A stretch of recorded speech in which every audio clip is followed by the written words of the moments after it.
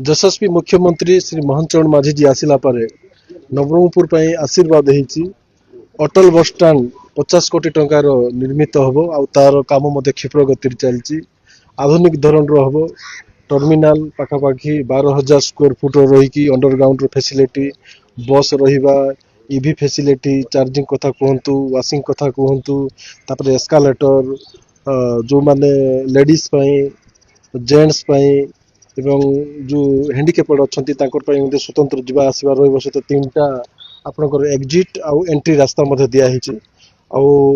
police housing board कर नवरंगपुर गोटे बढ़िया सुंदर बस स्टाण्ड हो पार वर्षा कारण टिके धीमे जाइए टार्गेट अच्छी आसंता 28 सुधा 2028 सुधा आमर ये कम समाप्त हम यहाँ हेले नवरंगपुर मु तो भावुची ओडिशार आपन भीमराव आंबेडकर जी जो अच्छी बरमुंडा बस स्टाण्ड तापर यहाँ द्वितीय बस स्टाण्ड हम जोटा एत सुंदर कर समस्त प्रकार फैसिलिटी आपन दिव्यांग कहतु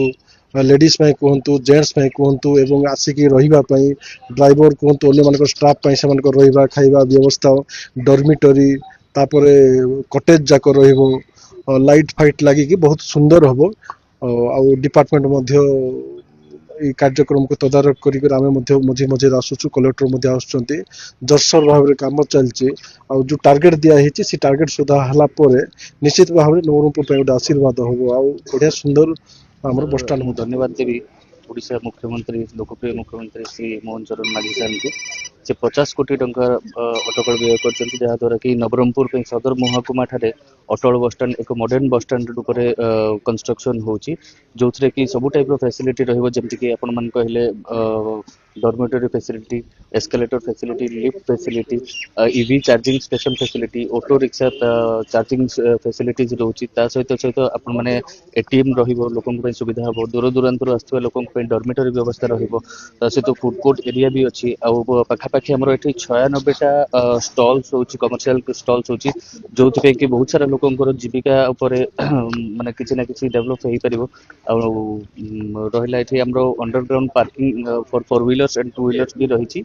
सहित आपंकर वेटिंग एरिया रोचे लेडीज जेन्ट्स आउ हैंडिकैप्ड समस्त स्वतंत्र टॉयलेट व्यवस्था भी क्लीयरेंस मिलला मिलिकी एक्सकैवेशन काम चली तो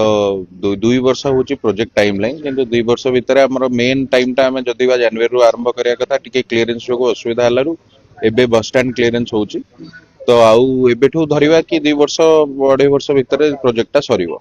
कहीं मेन वर्षा सीजन रे तो काम हो पारे